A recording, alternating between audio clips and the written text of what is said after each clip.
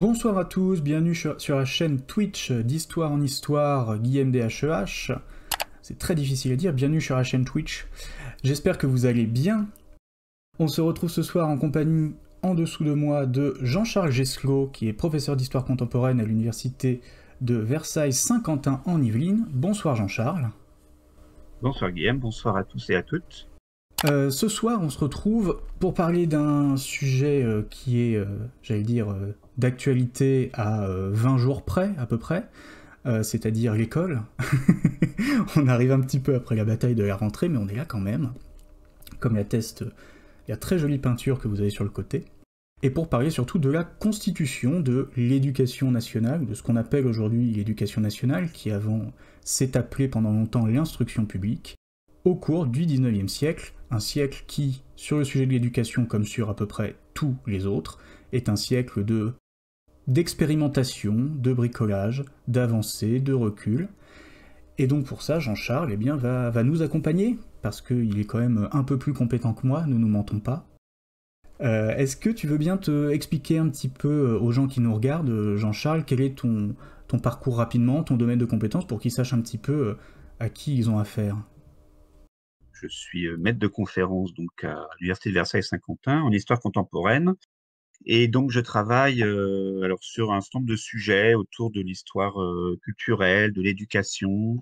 J'ai fait ma thèse sur Victor Duruy, dont on reparlera tout à l'heure, j'imagine, qui a été longtemps ministre de l'Instruction publique au XIXe siècle, dans les années 1860. Et puis je travaille également pour ce qui est du rapport à l'éducation, surtout sur l'histoire de France, son enseignement, les manuels qui ont été publiés au XIXe siècle. Et voilà, sur d'autres sujets également, mais qui s'éloignent de la thématique de ce soir. Tu parlais de Victor Duruy. Ouais, on va faire l'instant placement de produits non rémunérés. Je vois, Voilà. merci. Voilà, donc Jean-Charles Gesclot a effectivement étudié l'histoire de France, donc, qui est un manuel écrit par Victor Duruy, et il a fait un livre qui raconte l'histoire de ce manuel, de son utilisation, etc., etc. On y reviendra sûrement un petit peu plus tard. Je te propose, Jean-Charles, de commencer par le commencement. C'est mieux. Donc, oui, alors, encore que le commencement en histoire est une chose très relative, donc on va prendre un point arbitraire. Oui, tout à fait. Comme beaucoup d'autres sujets, le 19e siècle est un siècle d'expérimentation, disais-je, mais la Révolution française a été un moment une période plutôt, de chamboulement. Est-ce que tu veux bien nous expliquer un petit peu ce que la Révolution française, puis l'Empire ont fait à l'éducation, et finalement quel est l'état des lieux à la fin de la grande période révolutionnaire, Empire compris, en 1815? La Révolution, bon, tout le monde le sait, a voulu évidemment réformer toute la société française, et le système éducatif fait partie évidemment des domaines dans lesquels les révolutionnaires veulent changer les choses. Un des domaines où ils veulent appliquer les nouveaux principes, notamment d'égalité. Et donc, il y a d'une part la destruction du système qui existait jusque-là, et la proposition de fonder un nouveau système. Alors, le système qui existait jusque-là était surtout un système d'établissements scolaires qui n'étaient pas du tout institutionnalisés, qui n'étaient pas du tout organisés comme aujourd'hui par l'État, mais qui étaient essentiellement pris en main par des intérêts privés et d'abord par l'Église catholique qui entretenait des écoles primaires et des écoles secondaires. Alors les écoles primaires, on y reviendra, je pense, étaient réservées aux classes populaires, et l'enseignement secondaire, qui était payant, était réservé aux enfants des élites. Et donc, il se faisait essentiellement ce qu'on appelait des collèges. Donc, c'est l'origine du terme actuel qu'on connaît évidemment pour les classes allant de la 6e à la 3e. Et donc, ces collèges d'Ancien Régime, ainsi que les écoles donc rurales, notamment pour le peuple, sont pour la plupart supprimés au moment de la Révolution, tout simplement parce que les religieux eux-mêmes, pour plein de raisons, doivent abandonner leur activité, soit qu'ils doivent s'exiler, soit qu'ils sont réprimés, etc., etc. Bon. Donc l'ancien système disparaît de facto, Et les révolutionnaires proposent de mettre en place un certain nombre de nouveaux principes. Alors, ils proposent par exemple l'école gratuite et obligatoire. C'est déjà dès cette époque qu'on a ces projets-là. Mais voilà, je ne vais pas rentrer dans tous les détails, mais en fait, ça n'aboutit à rien parce que la Révolution n'a ni le temps ni les moyens, en fait, de mettre en place ces grands projets d'éducation universelle qui étaient censés donner à tout le monde l'instruction de base. Et donc, les projets n'aboutissent pas. Il y a quelques créations, notamment d'établissements d'enseignement supérieur, comme l'école polytechnique, par exemple, qui se maintiennent après, mais ça n'aboutit pas. Enfin, tous les projets qui ont été publiés n'entrent pas en application. Et puis Napoléon arrive, lui aussi veut changer les choses. Et alors, il va lui, pour le coup, réussir à réformer le système, à fonder en quelque sorte un nouveau système, mais il faut bien prendre en compte qu'il s'intéresse assez peu à l'enseignement populaire. Lui, ce qui l'intéresse, c'est l'enseignement secondaire, puisqu'il veut refonder la France sur de nouvelles bases, et notamment eh bien, sur des élites bien formées. Et donc, il met en place tout un système alors, qu'on appelle l'université, avec un U majuscule, qui n'est pas la même chose que les universités aujourd'hui. Mais l'université avec un U majuscule, c'est en fait le système d'enseignement secondaire et supérieur, c'est-à-dire réservé aux élites, et qui passe donc par la création de ce qu'on appelle les lycées, ce sont les ancêtres des lycées actuels, et des facultés, qui sont les ancêtres des universités actuelles. Voilà. C'est un petit peu compliqué, mais en fait, c'est compliqué, mais c'est simple. Voilà. Et donc, c'est ça le legs que l'on tire de l'Empire, en tout cas des créations napoléoniennes, ce sont les lycées, c'est le système d'enseignement secondaire et supérieur. Les lycées couronnés par le baccalauréat, évidemment, qui est le premier diplôme de l'enseignement supérieur. Voilà, donc un bilan finalement assez maigre. En 1815, puisque c'était ta question, le bilan il est assez léger. On a un enseignement secondaire qui est plutôt bien structuré, mais au niveau de l'enseignement primaire, c'est-à-dire pour les classes populaires, il y a quasiment rien qui existe. En tout cas, l'État ne s'investit quasiment pas. Alors effectivement, comme tu l'évoquais, il y a eu la dissolution des structures d'Ancien Régime, donc qui est actée en 1793, sauf erreur de ma part. Et après, on part effectivement sur 9 ans de tâtonnement où il se passe pas grand-chose. T'évoquais la tentative de recréer un système, mais qui est très lacunaire, très incomplet et qui marche pas très bien. Il me semble que c'est la loi d'Onou en 1795. Et après, il faut faire un bond dans le temps de 7 ans, en 1802, pour la création du lycée, et encore un bond dans le temps jusqu'en 1808, pour là voir l'université avec une majuscule, comme tu disais, c'est-à-dire un ensemble cohérent, institutionnalisé, centralisé, avec un monopole d'État sur l'enseignement secondaire et supérieur. Donc c'est le legs napoléonien, dont tu nous as expliqué un petit peu la structuration il y a un instant.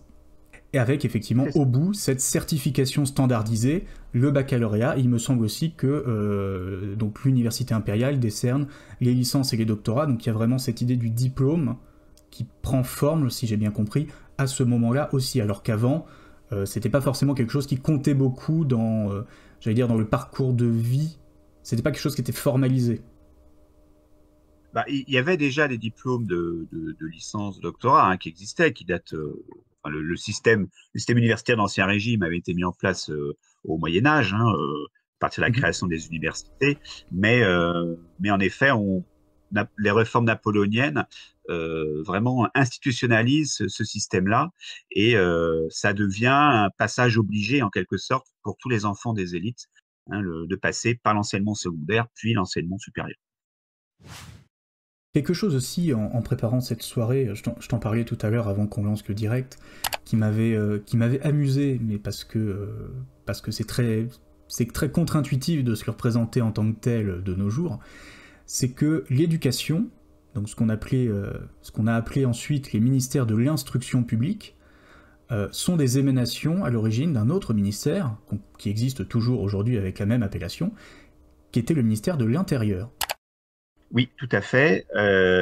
Il n'y a pas au départ de ministère de l'instruction publique. Alors, il faudra attendre quelques années après l'Empire pour qu'on soit créé qui est un ministre dédié, indépendant au sein du gouvernement, au début des années 1820, donc qui était le ministre de l'Instruction publique, qui avait porté également le titre très pompeux de grand maître de l'université, donc avec toujours les majuscules de rigueur.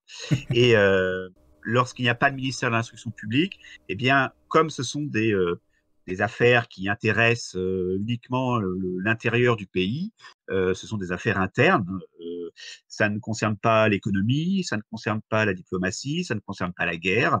Donc, on confie ça au ministre de l'Intérieur, qui se voit en fait attribuer traditionnellement eh bien, toutes les attributions qui relèvent de la vie du pays. Tout simplement parce qu'il n'y a pas grand-chose à faire, en fait, entre guillemets. Comme il y a très peu d'établissements, il n'y a pas d'école publique, il n'y a que des lycées et des facultés, donc il n'y a pas besoin d'avoir une armée administrative, hein. Un simple bureau suffit, et c'est lorsque ce système prend de l'ampleur que le ministère va s'autonomiser et évidemment croître également de manière assez importante en termes d'effectifs. Bah, c'est le fait d'être tout simplement responsable de beaucoup de têtes, de beaucoup de budgets, etc., qui justifie une séparation, tout simplement parce que ça représente un poids en propre qui n'a plus Oui, forcément la pertinence d'être rattaché à un ministère principal. Il faut rappeler un élément qui est que le Vas-y. ministère gère l'établissement, mais gère d'abord les profs, gère le Oui, personnel bien de sûr. l'enseignement, lorsqu'il est public, lorsque ce sont des fonctionnaires.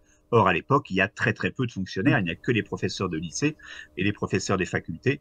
Donc voilà, il n'y a pas besoin d'énormément de services administratifs. Alors, il y a quand même des exceptions à ce rattachement au ministère de l'Intérieur. Par exemple, dans les pays scandinaves et en Russie, l'éducation est rattachée au ministère des cultes pendant très très longtemps. Donc voilà, mais ce sont des modèles évidemment qui ne sont pas, eux, hérités du schéma ni d'Ancien Régime ni napoléonien.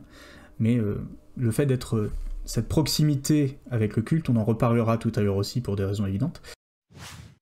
Tu évoquais, Jean-Charles, le fait que justement ce système napoléonien qui se structure et dont Louis XVIII puis Charles X héritent avec la Restauration, la première puis la deuxième, puisqu'il leur est arrivé des bricoles à un moment, il fait quand même une distinction sociale, puisqu'il est conçu pour les élites, alors que pour la majorité de la population, finalement, il propose pas grand-chose. Il y a une distinction entre le primaire et le secondaire, mais qui n'est pas la distinction primaire-secondaire comme des jalons qui s'enchaînent les uns les autres qu'on peut avoir aujourd'hui en fonction de l'âge, mais qui sont vraiment deux systèmes distincts. Par exemple, pour le primaire, ce que j'ai pu voir moi donc en préparant ce soir, c'était que finalement ça concernait grosso modo à peu près 95% des élèves, et que c'était des savoirs élémentaires et pratiques, lire, écrire, compter, et une partie peut accéder à une école primaire supérieure qui offre des formations pratiques qui sont un petit peu professionnalisantes, qui permettent d'aller un petit peu plus loin, mais globalement, autour de 13-15 ans, ça s'arrête. Alors oui, on est bien en fait sur non pas deux systèmes d'enseignement qui se suivent dans la scolarité comme aujourd'hui, on va d'abord à l'école primaire, puis dans l'établissement secondaire, collège, puis lycée, mais ce sont vraiment deux tuyaux parallèles en fait, et qui ne communiquent pas entre eux. C'est-à-dire que si vous êtes fils du peuple, vous allez dans le tuyau école primaire, si vous êtes fils des élites, vous allez dans le tuyau enseignement secondaire. Bon. Et il faut bien préciser que ça correspond aussi à des classes d'âge différentes, puisque l'école primaire, comme tu l'as dit, va s'arrêter en gros à l'adolescence, on va dire. Hein. Les enfants y entrent de manière alors assez irrégulière vers 5-6 ans, on va dire. Et lorsqu'ils suivent toute la scolarité, ce qui est loin d'être le cas, puisque je rappelle que ce n'est pas obligatoire jusqu'aux années 1880, l'enseignement s'arrête autour de 12 ans. Et en effet, il y a des possibilités pour les meilleurs élèves de continuer dans ce qu'on appelle l'école primaire supérieure, qui, comme tu l'as dit, va offrir un complément d'éducation et va permettre à certains enfants du peuple d'accéder à des postes relativement plus élevés au sein du monde du travail. Et pour ceux qui sont encore meilleurs et qui se destinent plutôt à des métiers intellectuels, eh bien, il va y avoir l'école normale, qui est l'école de formation des instituteurs. Et donc, en fait, les meilleurs élèves de l'école primaire deviennent à leur tour instituteurs pour former les futurs élèves des écoles normales primaires. C'est un système qui fonctionne en boucle, hein, et on ne sort pas de ce système-là. Et parallèlement, donc, il y a l'enseignement secondaire, donc ce qu'on appelle les lycées hérités de l'Empire ou bien les collèges, ça dépend du statut de l'établissement, mais eux aussi sont parallèles et ne se suivent pas comme aujourd'hui. On va soit dans un collège, soit dans un lycée, ça dépend du statut de l'établissement. Et ces collèges et ces lycées prennent les élèves tout petits, c'est pas à partir de la sixième comme aujourd'hui, hein, mais c'est à partir de ce qu'on appelle les petites classes qui correspondent au niveau de l'école primaire, en fait. Et on commence à les former là, donc à partir de 7, 8, 9 ans. Hein, souvent, les enfants ont d'abord, comme c'est des enfants des élites, ont d'abord des précepteurs à la maison, hein, qui les initient à l'écriture, la lecture, etc. Et après seulement, ils entrent au collège ou au lycée, où ils vont rester jusqu'à leurs 18 ans, jusqu'au baccalauréat. En général, ils restent dans le même établissement, hein, dont ils supportent les profs pendant donc une dizaine d'années. Oui, c'est encore pire qu'aujourd'hui. Et donc, le baccalauréat est le couronnement de ces études secondaires qui ouvre ensuite la voie, la porte plutôt à l'enseignement supérieur. Voilà, donc c'est deux systèmes parallèles et comme je disais, il n'y a pas de communication, il n'y a pas de passerelle en fait. Même les meilleurs élèves des écoles primaires n'ont quasiment jamais la chance d'entrer dans l'enseignement secondaire, de suivre le collège ou le lycée. Ça peut arriver parfois lorsqu'ils vont bénéficier de bourses, par exemple, mais c'est vraiment ponctuel, c'est très rare, et c'est vraiment pour les meilleurs élèves qui ont la chance d'être repérés par quelqu'un qui dit « Ah tiens, lui, il est bon, on pourrait lui donner la possibilité de continuer ses études », mais c'est extrêmement rare. Et de toute façon, l'enseignement secondaire, il est basé sur deux principes qui excluent de fait les classes populaires. Un principe culturel qui est qu'il est basé essentiellement sur le latin, l'enseignement du latin. C'est-à-dire que si vous n'avez pas appris le latin dès le plus jeune âge, vous ne pouvez pas suivre les cours, c'est exclu. Une grande partie de l'enseignement durant la semaine est fait en latin, où on apprend en latin. Il y a des cours de poésie en latin, des cours de rhétorique en latin. Jusqu'à une certaine époque, jusqu'en 1830, l'épreuve de philosophie au baccalauréat, par exemple, est un oral en latin. Il y a cette barrière culturelle qui fait que les enfants du peuple, de toute façon, ne peuvent pas suivre les cours. Il y a une barrière qui est financière. Autant l'enseignement primaire n'est pas forcément gratuit parce qu'il faut payer l'instituteur, mais c'est pas forcément très cher et vous avez des systèmes de financement qui permettent d'instaurer la gratuité, notamment pour les plus pauvres. Mais aller au collège, au lycée, il faut payer des droits d'inscription, c'est très cher et donc les classes populaires n'ont pas du tout les moyens de se les payer. Donc si vous n'obtenez pas une bourse, eh bien, vous ne pouvez pas suivre ce cours-là. Donc c'est un système de ségrégation sociale, hein, pour le coup, entre les classes populaires et les classes élitaires. J'avais effectivement bien noté, moi, de mon côté, que ces études étaient payantes, coûteuses, et que, évidemment, c'est un frein par définition, puisqu'il faut avoir le capital culturel, jusqu'à un certain point le capital social, et en plus un capital économique, pour pouvoir accéder à ces établissements. Donc forcément, c'est un nombre de freins dont on ne peut pas s'affranchir facilement. Tu évoquais effectivement ce poids de la culture classique, en tout cas sur la première moitié du 19e siècle. Ça évolue sur la deuxième moitié, si je dis pas de bêtises, puisque l'objectif, ça reste un petit peu comme dans l'Ancien Régime, finalement, l'idéal n'a pas beaucoup bougé, de former des honnêtes gens qui sont familiers de la composition, de la rhétorique, des thèmes et des versions, donc c'est les traductions en latin que tu évoquais, et avec une affirmation des études scientifiques ou techniques qui est plus tardive, malgré Polytechnique qui reste une espèce de phare dans l'imaginaire collectif en se disant non mais quand même on forme des polytechniciens, machin. Ça reste presque une exception finalement Polytechnique dans ce paysage, non ? Oui, oui, tout à fait. Tu as raison de dire que la culture classique reste dominante pendant tout le 19e siècle, hein, dans le modèle idéal. Il faut rappeler ce qu'est la culture classique. Hein. Justement, classique, ça vient des classes, donc c'est ce qu'on apprenait dans les classes d'Ancien Régime, donc dans les classes des collèges. Et donc, c'est cette culture basée sur ce qu'on appelle aussi les humanités, c'est-à-dire apprendre à devenir un homme, au sens un honnête homme. C'est-à-dire c'est des modèles éducatifs hérités de la Renaissance, du XVIIe siècle, du XVIIIe également. C'est l'idée donc en effet, d'apprendre à réfléchir, grosso modo. Et à partir du moment où on a appris ça, on peut faire à peu près tous les métiers. Avocat, chef d'entreprise, professeur, tout ce qu'on veut. Donc c'est pas du tout, l'idée n'est pas du tout de donner des savoirs pratiques, mais d'apprendre un fonctionnement intellectuel. La rhétorique, l'argumentation, la démonstration, etc., etc. Donc ça, c'est un modèle éducatif qui n'a plus cours aujourd'hui, mais qui a été dominant jusqu'au début du XXe siècle, même jusqu'à l'entre-deux-guerres. Et donc, ce modèle classique, il imprime, il marque de son empreinte le système éducatif secondaire pendant tout le siècle. Et lorsque certains ministres, certains pédagogues veulent réformer le système en intégrant, par exemple, des matières scientifiques de manière plus importante, des matières techniques, des langues vivantes, du sport, par exemple, ça fait scandale à chaque fois parce que c'est porter atteinte au modèle classique et c'est dégrader en fait la qualité de l'enseignement. Il y a vraiment cet élitisme en quelque sorte qui domine.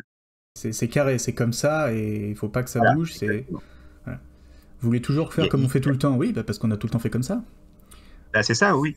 Il y a un bon exemple qui est au début du Second Empire, donc au début des années 1850, le ministre de l'Instruction publique s'appelle Hippolyte Fortoul, crée ce qu'on appelle la bifurcation, le système de la bifurcation, c'est-à-dire que à la fin du lycée, du collège, en classe de ce qui est l'équivalent aujourd'hui à peu près de la première et la terminale, hein, qu'on appelait à l'époque la classe de rhétorique et la classe de philosophie, il crée une bifurcation, c'est-à-dire que c'est un peu ce qui préfigure les séries du baccalauréat qu'on a connues jusqu'à il y a 2-3 ans, jusqu'à la récente réforme, qui était qu'on choisissait une filière de spécialité en quelque sorte. Et on allait soit vers un baccalauréat en sciences, soit un baccalauréat en lettres. Voilà. Et donc, ça a fait scandale parce que ça voulait dire que pendant leurs dernières années, certains élèves allaient faire quasiment que des sciences, j'exagère, mais on allait renforcer les sciences au détriment de l'enseignement classique. Et donc, ça est resté ça une dizaine d'années, et au bout de 10 ans, on l'a supprimé, cette bifurcation, et on est revenu au modèle initial, en accordant aux sciences et aux matières plus techniques, on va dire, qu'une sorte de portion congrue dans l'enseignement classique. Mais néanmoins, alors celui qui supprime la bifurcation, pour le coup, donc c'est Victor Duruy dont on parlait tout à l'heure, qui en compensation, crée un autre enseignement secondaire dans des établissements spécifiques qu'il appelle l'enseignement secondaire spécial, qui va s'adresser plutôt aux enfants de la petite et de la moyenne bourgeoisie qui se destinent plutôt aux classes, aux métiers du commerce, de l'industrie, et où il est conscient avec d'autres que ces gens-là n'ont pas besoin d'apprendre le latin, mais plutôt d'apprendre les principes de l'économie, par exemple, ce qui peut sembler logique, mais qui, dans l'esprit de l'époque, n'était pas forcément logique. Hein. Je rappelle, le principe de base, c'était qu'il fallait apprendre à réfléchir. Et à partir du moment où on avait appris à réfléchir, on pouvait tout faire, diriger une entreprise ou devenir négociant. Et donc, cet enseignement secondaire spécial, qui est créé en 1865, est donc, comme son l'indique, spécial. Il y a beaucoup moins de latin, il y a plus de langues vivantes, plus de savoirs pratiques, comme l'économie, par exemple, la géographie. Voilà, c'est vraiment destiné à donner un outillage intellectuel aux futurs chefs d'entreprise, chefs de l'industrie, du commerce français. Donc, comme ça, tu vois, c'est un coin enfoncé dans le modèle classique qui permet de moderniser un peu l'enseignement secondaire et de mieux former les élites aux enjeux modernes où tout se complexifie. On est à l'heure de l'industrialisation, on est à l'heure d'une forme de mondialisation commerciale, et donc on ne peut plus former les élites économiques comme on les formait avant. Il y a besoin de nouvelles compétences, et donc, malgré les oppositions des tenants de l'enseignement classique, on parvient malgré tout à aller vers un enseignement plus spécial qui deviendra un peu plus tard l'enseignement moderne, qui est l'ancêtre en fait des filières techniques qu'on a longtemps connues et qu'on connaît encore aujourd'hui au lycée. Hein, voilà, les filières ST, I, ST, MG, etc. Et de toute façon, le 19e siècle est parcouru de tentatives de réforme comme celle de Victor Duruy, qui est juste là, et que tu viens d'évoquer, avec cette volonté soit de casser un peu le modèle classique, donc des lettres, des langues anciennes, de l'histoire aussi. C'était un modèle où il y avait beaucoup de littérature, beaucoup d'histoire, du latin, du grec, etc. Et donc il y a toutes ces lois qui ont vraiment jalonné le 19e siècle. On en reparlera évidemment, la loi Guizot, la loi Fallou, la loi Duruy, les lois Ferry qui arrivent après, qui sont autant de jalons posés pour arriver sur un modèle qui ressemble déjà un petit peu plus à la fin du 19e siècle, avec celui qu'on peut connaître à la fois primaire, collège, lycée. Tu évoquais également qu'il y avait donc ces lycées qui sont donc des établissements publics, mais en parallèle qu'il y a des collèges. De ce que j'ai compris, les collèges c'est plutôt communaux, c'est-à-dire un collège va plutôt être en province, un peu moins dans les grands centres-villes dans lesquels la grande bourgeoisie locale peut se réunir. Ils vont être déjà plus marginaux. Et il y a également dans ces collèges un prestige moindre, évidemment, puisqu'on n'est pas au cœur de la machine. Et en plus, des études qui peuvent être aussi parfois un peu plus incomplètes, même si elles essayent de se calquer sur le modèle des lycées qui restent les établissements de référence du secondaire. Est-ce que c'est à peu près ça la différence qu'on peut faire entre collège et lycée, ou est-ce que j'ai glissé un petit peu? Alors, oui, d'un certain point de vue, même si les choses sont toujours complexes, mais voilà, essayons de rendre les choses simples. Il y a en effet deux niveaux. Il y a une hiérarchie, tu as raison, dans les établissements secondaires. Il y a donc les lycées, alors qui s'appellent lycée lorsqu'on est sous l'Empire ou la République, mais qui s'appellent collège royal lorsqu'on est sous la monarchie. Donc entre 1814-15 et 1848, il n'y a pas de lycée, il y a des collèges royaux, donc qui ont un statut supérieur, voilà, financé par l'État.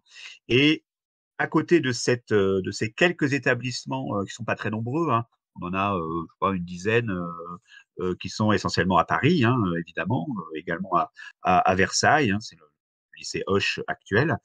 Euh, à Paris, c'est Henri IV, c'est Louis le Grand, c'est Saint-Louis, c'est Charlemagne. Enfin, voilà, c'est les grands lycées parisiens d'aujourd'hui. On a donc à côté, donc en effet plutôt en province, dans les grandes et moyennes villes de province, des collèges qui seront plutôt communaux, c'est-à-dire en partie gérés par les communes et qui, alors, ont souvent moins de moyens, qui donc en effet n'ont pas forcément un enseignement aussi performant que dans les grands lycées parisiens, voilà, qui ont les meilleurs profs, qui ont eu l'agrégation, etc., etc. Il y a un recrutement très élitaire. Et ces collèges de province, alors qu'il est de bon ton au 19e siècle hein, de critiquer, voilà, c'est le collège de la bourgeoisie moyenne, un peu médiocre d'un point de vue culturel, euh, et, euh, et on essaie de calquer quand même le modèle parisien. Il faut rappeler qu'il y a des programmes hein, qui sont dès cette époque-là, des programmes définis par le ministère de l'Instruction publique qu'il faut suivre, que ce soit en latin, en grec, en rhétorique ou en histoire.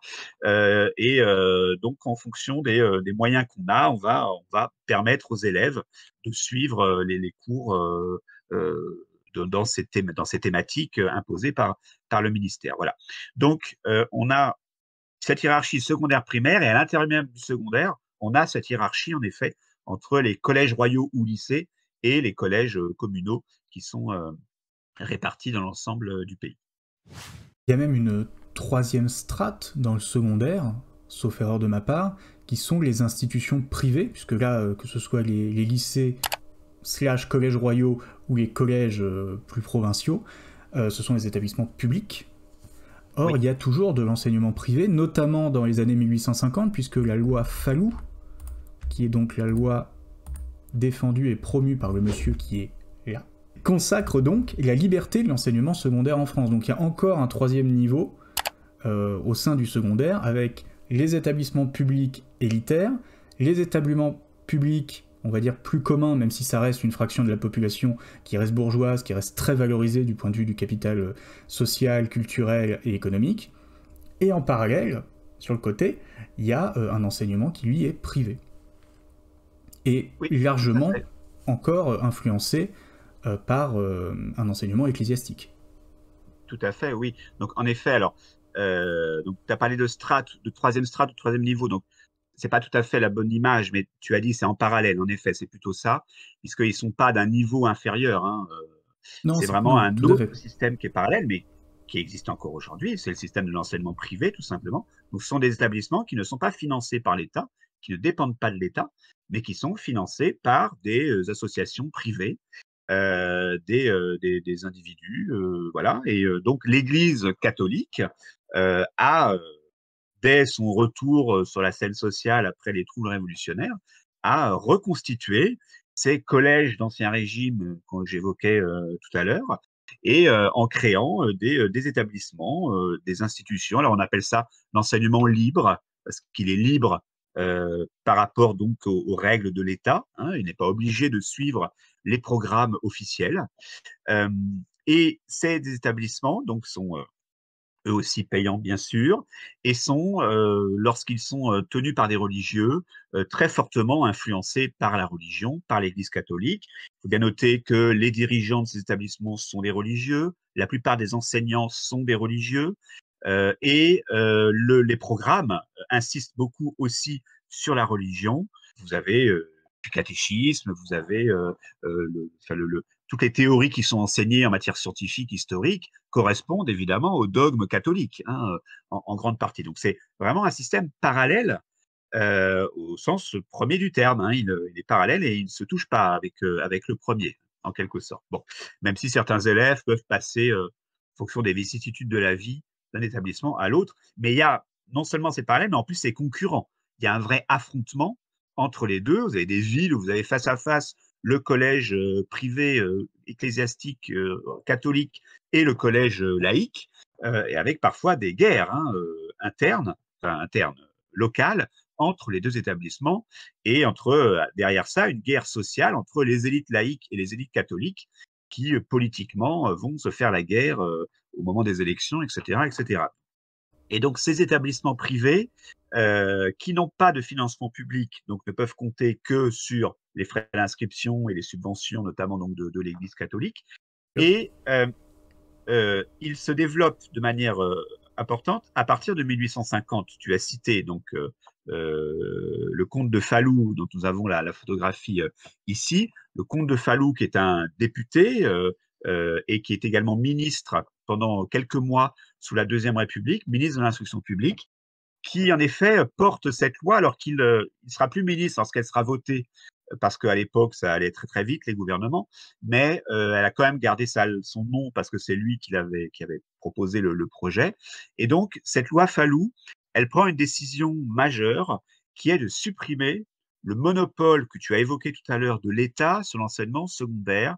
Et donc, ça permet vraiment aux établissements privés de connaître un essor, parce qu'à partir de là, on peut créer sans problème un collège privé. Et donc, l'Église ne va pas se priver, jeu de mots, d'en créer de façon massive à partir de là. Si bien que, par exemple, pendant des décennies, il y a plus d'élèves dans les établissements privés que dans les établissements publics dans l'enseignement secondaire. C'est sous la Troisième République que les choses vont à peu près s'équilibrer.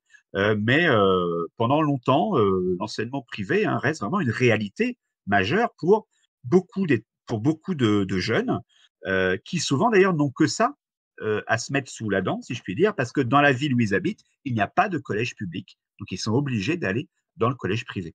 Donc, on n'a pas forcément idée du poids que ça représente au 19e siècle, parce qu'aujourd'hui, c'est moindre. Et on a évidemment une domination symbolique, médiatique de l'enseignement public, mais au 19e siècle, c'est l'inverse. C'est plutôt l'enseignement privé, en tout cas dans la deuxième moitié, qui domine largement.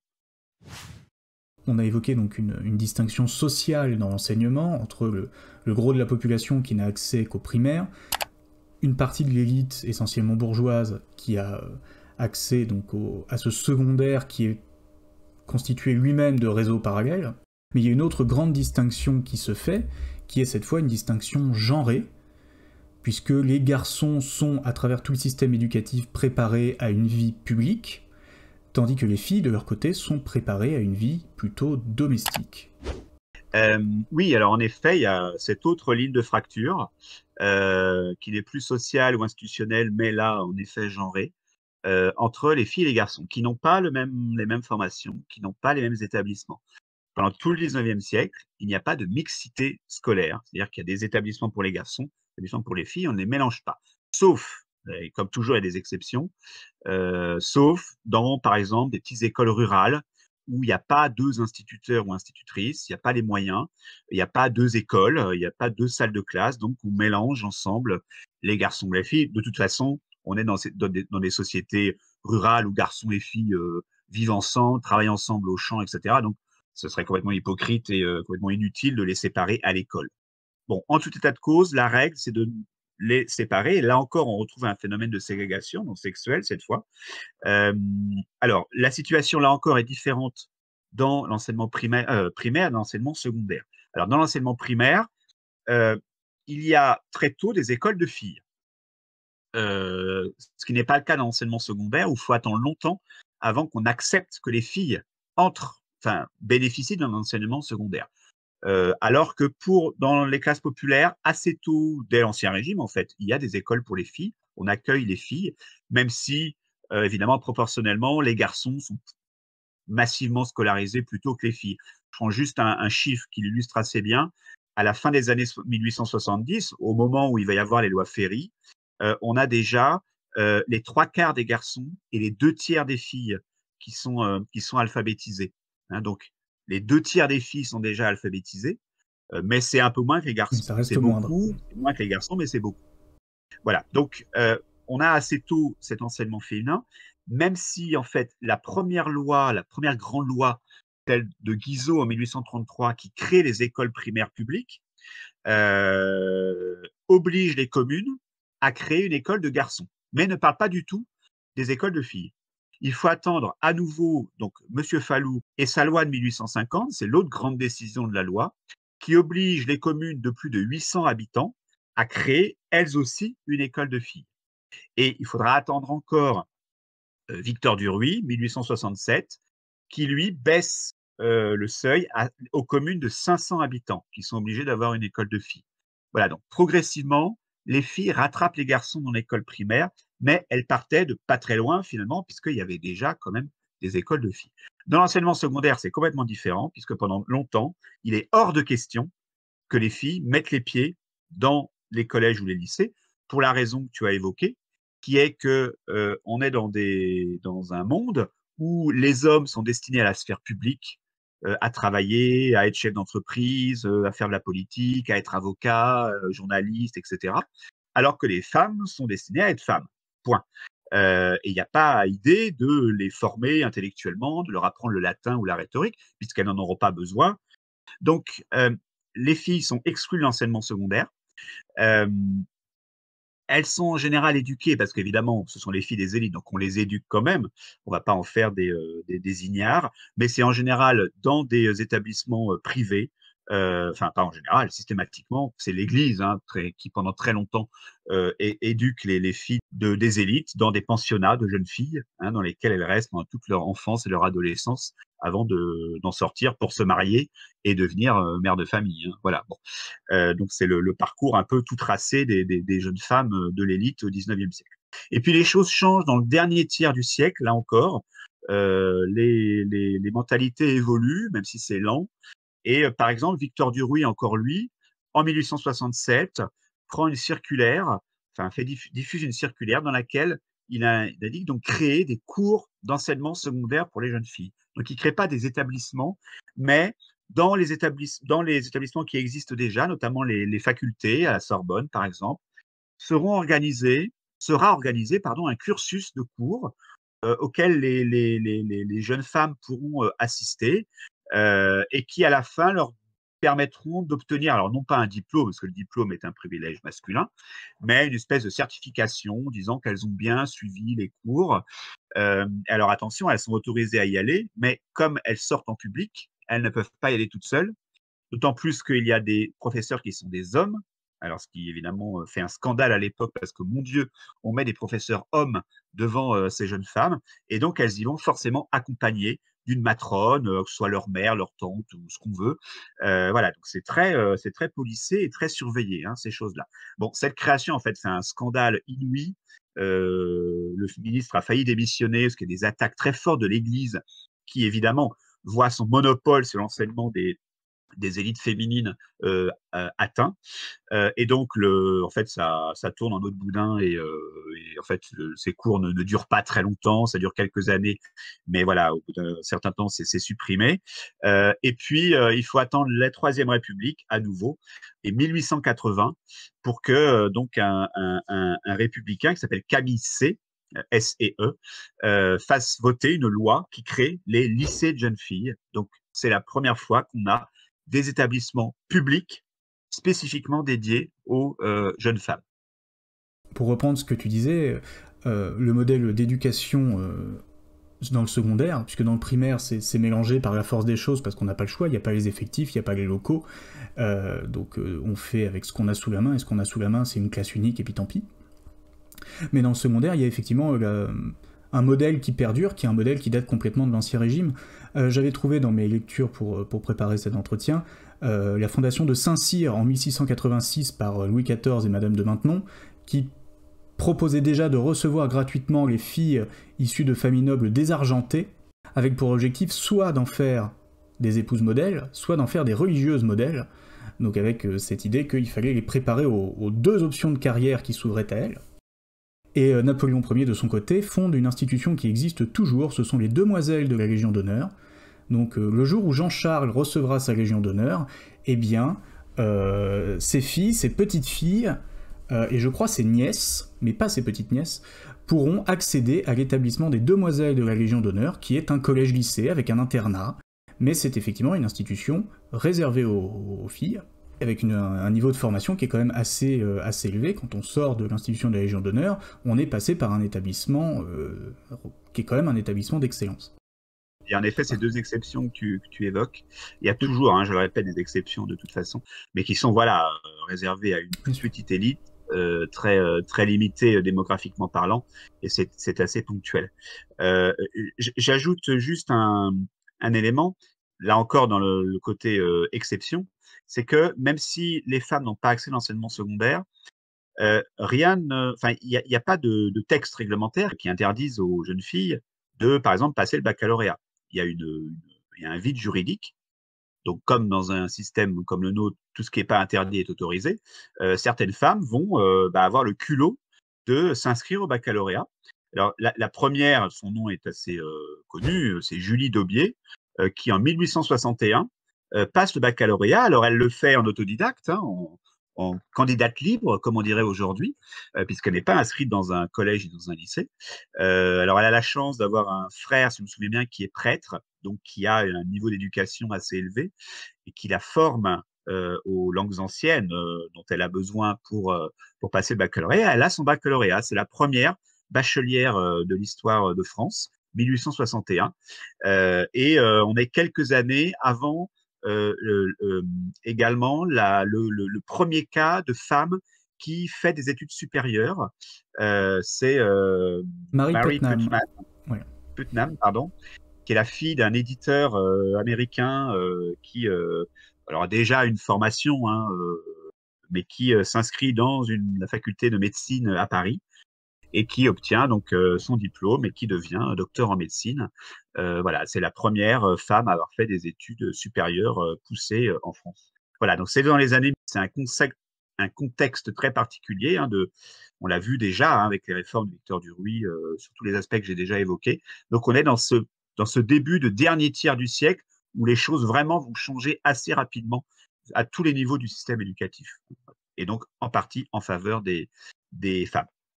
Effectivement, ce que tu évoquais tout à l'heure, qu'on remettait donc, dans les établissements qui leur étaient officiellement accessibles, non pas un baccalauréat aux femmes, mais un certificat de fin d'études, donc qui n'a pas le même statut en termes de valorisation sociale et intellectuelle, mais de la même façon que le passage du baccalauréat ne leur était pas formellement interdit, l'accès de l'université non plus. Ce qui a permis à Mary Putnam, en profitant de ce vide juridique, de rentrer à la Sorbonne. Sachant qu'apparemment, j'ai découvert ça cet après-midi, ce sont les femmes russes qui, les premières, ont essayé d'investir les amphithéâtres de Saint-Pétersbourg, en disant « il n'y a pas marqué qu'on n'a pas le droit ». Exactement. Autre chose que j'ai découvert aussi, donc Mary Putnam, elle, est officiellement inscrite donc en 1868, donc effectivement dans la foulée des textes de Victor Duruy, puisque Duruy c'était l'année précédente, c'était en 67. En revanche, pour l'accès officiellement autorisé aux femmes, il y a des écarts assez importants d'un établissement à l'autre, et par exemple, Strasbourg est évidemment en Allemagne jusqu'en 1918 officiellement, mais l'université de Strasbourg n'autorise l'accès aux femmes qu'en 1908, ce qui est quand même très longtemps après Victor Duruy. Pour donner un ordre d'échelle du temps que ça prend, et ça ne se fait pas quand même en quelques années, même si on a l'impression que, comme tu disais, autour de la période de Duruy, il y a des expérimentations, il y a des tentatives d'écarter les murs et de changer pas mal de choses. L'installation définitive de ces nouveautés prend quand même un temps qui peut nous sembler, à l'échelle d'une vie humaine, assez considérable. Tu le disais en introduction tout à l'heure, il y a des avancées et des reculs en permanence, hein. C'est quelque chose d'assez empirique c'est pas une évolution linéaire, hein, ou progression comme ça sans accroc. Au contraire, il y a des constants allers-retours dans la législation. Ne serait-ce que parce que l'éducation est un sujet, effectivement, comme tu disais, de privilèges statutaires, et donc une question fondamentalement sociale, Bien sûr, hein. d'organisation de la société, et donc forcément, dès qu'on y touche, il y a des réactions qui peuvent être épidermiques, peu importe le sujet, peu importe le public. Comme tu le disais aussi tout à l'heure, de la même façon que Saint-Cyr ou la Légion d'honneur ne sont pas des institutions représentatives de la majorité des jeunes femmes qui font des études dans le secondaire, ces femmes qui s'inscrivent à l'université ne sont pas représentatives d'un mouvement massif dans les années 1860-70. Moi j'ai trouvé des statistiques sur l'EHNE, qui est donc une encyclopédie en ligne, donc les articles sont rédigés par des universitaires, tout est sourcé, c'est très très bien fait, donc n'hésitez pas à y jeter un œil si vous avez l'occasion, EHNE, Encyclopédie historique numérique de l'Europe. Et donc sur cet article qui est écrit par M. Puch, en France, 3% des femmes dans les effectifs étudiants en 1900, donc à l'université, hein, avec un petit U, 10% à la veille de la Première Guerre mondiale, 20% en 1925 et 30% à la veille de la Seconde Guerre mondiale. Donc on voit que le processus met quand même un certain temps là aussi à s'institutionnaliser. Et s'il y a eu des pionnières qui ont pu enfoncer les portes plus ou moins à coups d'épaule, et comme tu le disais également, la filière médicale est une porte d'entrée, en particulier Mary Putnam, donc s'était dirigée vers l'école de médecine de Paris, donc c'est-à-dire la Sorbonne. Notamment parce qu'il y a un discours féministe qui soutient ça en disant « il faut des femmes pour soigner les femmes ». Et donc du coup, ça aussi, ça participe à enfoncer encore un petit peu la porte et à permettre à un certain nombre de pionnières, d'abord, de se glisser, puis davantage de carrières féminines, j'allais dire socialement acceptées au fur et à mesure, de s'installer dans le paysage. Alors, oui et non, c'est vrai que c'est d'un coup une ouverture, tu as raison, mais il faut faire remarquer que c'est dans la médecine. Donc on reste sur une vision traditionnelle de la fonction sociale de la femme, qui est réservée à certains métiers, certaines professions, que ce soit l'éducation, donc elles vont devenir institutrices, que ce soit la santé, puisque ça fait partie dans cette répartition genrée, hein, du travail qui a été très bien étudiée par l'histoire des femmes depuis une cinquantaine d'années. Les femmes sont réservées à certains secteurs. Et donc, c'est symboliquement, c'est pas un hasard si c'est dans la faculté de médecine que s'inscrit la première femme étudiante en France. C'est pas en droit, c'est pas pour devenir avocate, hein, c'est pour devenir docteur en médecine. Voilà. Alors certes, ça représente un progrès, on est d'accord, mais ça montre bien que ces progrès sont encore limités. J'ai évoqué les pourcentages tout à l'heure donc de femmes dans les effectifs.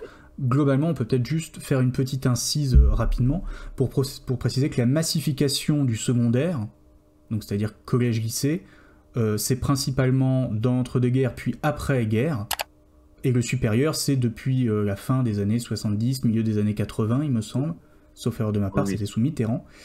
En 1945, le secondaire n'accueille que 346 000 élèves contre 4,7 millions d'enfants scolarisés dans le primaire pour un pays d'à peu près 40 millions d'habitants. Donc on est vraiment jusqu'à la Seconde Guerre mondiale pour le secondaire une portion très congrue de la population, garçons et filles confondus. Oui, il faut rappeler qu'il faut attendre les années 1930 pour que l'enseignement secondaire devienne gratuit, comme l'était l'école primaire depuis 1881. Donc c'est seulement à partir des années 1830 que même les classes les plus pauvres vont pouvoir permettre à leurs enfants d'aller au collège ou au lycée. Et puis, à cette barrière économique qui tombe, il faut ensuite ajouter, il faut attendre que l'autre barrière tombe, qui est la barrière socioculturelle, qui est que les classes populaires osent en quelque sorte considérer que leurs enfants puissent faire des études supérieures, enfin des études secondaires, parce que ça veut dire leur permettre d'accéder à des professions qui jusque-là leur étaient fermées. Donc il faut faire aussi un travail sur soi-même pour se dire que, bah oui, mon fils, ma fille peut plus tard, avoir une situation sociale meilleure que la mienne. Et le système d'enseignement secondaire peut lui permettre ça. Mais il faut faire ce travail-là aussi. Et tous les gens n'acceptent pas forcément que leurs enfants, eh bien, c'est pas forcément une question de fierté personnelle et de se dire que mon enfant sera mieux que moi, mais c'est simplement se dire que mon enfant fera autre chose que moi. Et ça, dans parfois la mentalité parentale, c'est difficile. Hein, donc, c'est pour ça que c'est lent. Comme tu le disais, tu as rappelé la chronologie. Il faut vraiment attendre la chute de cette barrière financière dans les années 30, puis de la barrière socioculturelle, pour que l'enseignement secondaire se démocratise et s'ouvre et se massifie dans les années 50, 60, vraiment de l'après-Seconde Guerre mondiale. Et par contre-coup, après, c'est forcément plus tard, l'enseignement supérieur, à son tour, va se massifier. L'un des premiers symptômes de la massification de l'enseignement supérieur, c'est mai 68. C'est la crise étudiante de la fin des années 1960, où l'une des raisons de la révolte, c'est l'absence de moyens, parce que les gouvernements n'ont pas pris en compte l'essor des effectifs étudiants, et donc ça craque de partout en quelque sorte. Voilà. Donc c'est un des premiers symptômes, mais c'est en effet plutôt dans les années 70-80 que cet enseignement supérieur va acquérir ce caractère massif qu'il a désormais. On en est donc encore très très loin au 19e siècle, puisque comme on disait tout à l'heure, de toute façon, le secondaire et le supérieur à ce moment-là, ça concerne au maximum 5% de la population environ, qui sont donc les élites sociales et culturelles du pays.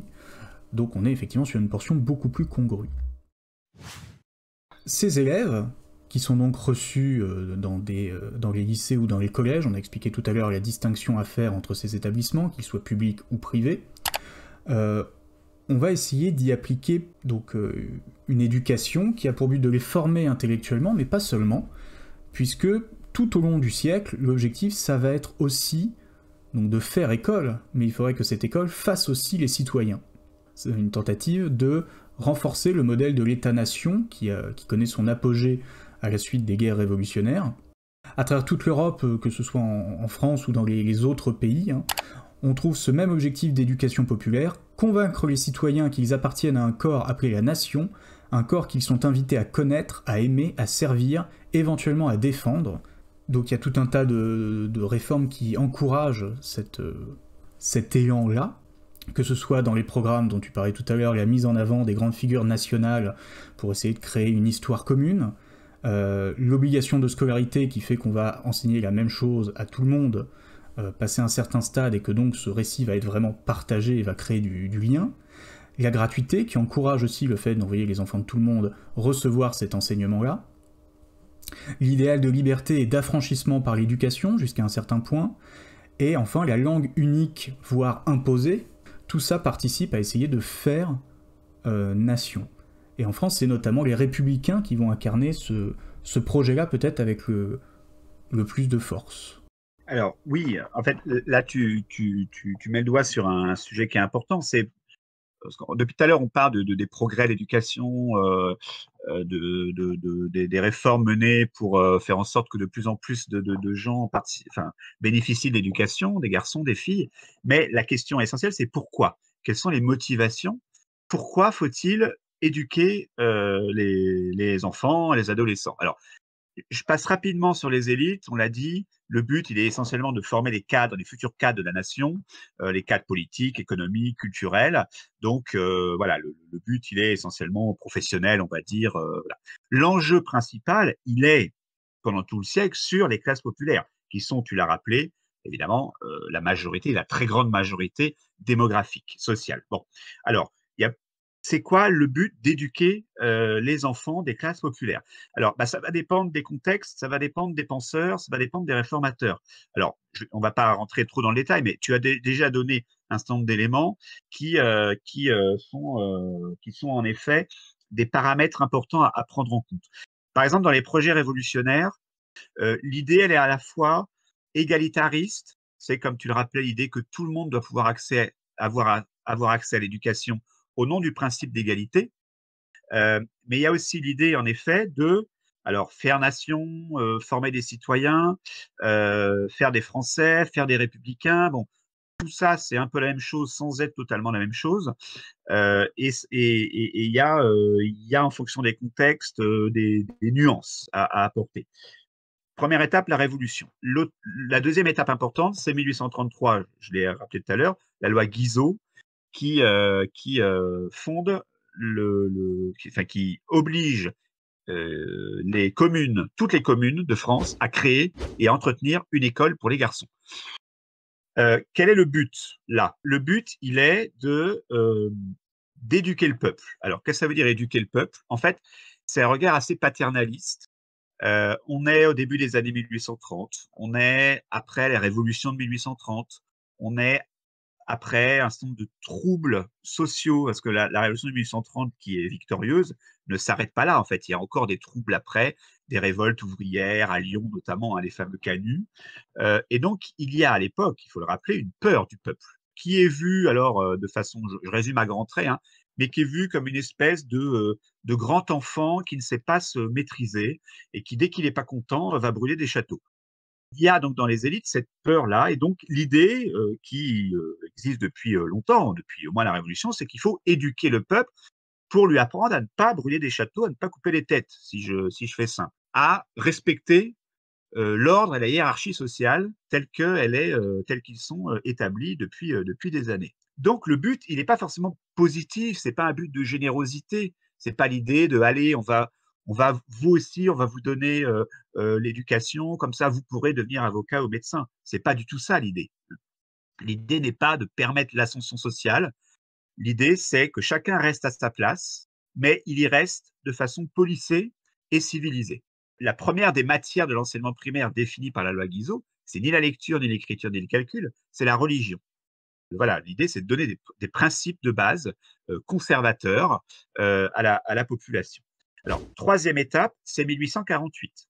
1848, date importante dans l'histoire politique de la France, avec la proclamation du suffrage universel masculin. Donc là, vous avez tout à coup 9 millions d'hommes adultes qui deviennent électeurs. Bah, ces électeurs, il faut bien qu'ils apprennent à voter. Il faut bien qu'on leur donne les moyens de voter en leur âme et conscience et de bien voter si possible. Donc là, à nouveau, nouvel enjeu. L'idée, c'est de former des citoyens, en quelque sorte, des citoyens électeurs. Et c'est le sens de, notamment, des projets qui vont mûrir à partir de là, sous la Deuxième République, sous Victor Duruy, puis sous la Troisième République, d'écoles gratuites, obligatoires, puisque maintenant, tous les enfants ont le droit de vote, enfin les garçons, ils doivent tous être éduqués pour pouvoir exercer en leur âme et conscience leur fonction de citoyen. Dernière étape, alors là, qui est plus diffuse, c'est pas lié à une date particulière. Si je devais en retenir une, ce serait la guerre de 70-71 et la défaite contre la Prusse et les États allemands. C'est l'idée que l'école doit former aussi de bons petits Français, de bons petits patriotes. Alors ça, bon, c'est une question qui est assez débattue, à la fois par les historiens, je veux dire, à la fois dans la définition du principe et dans son application. En fait, l'idée de former des bons Français, elle date pas de la guerre de 70. Déjà avant, même déjà sous Victor Duruy, par exemple, on retrouve cette idée-là.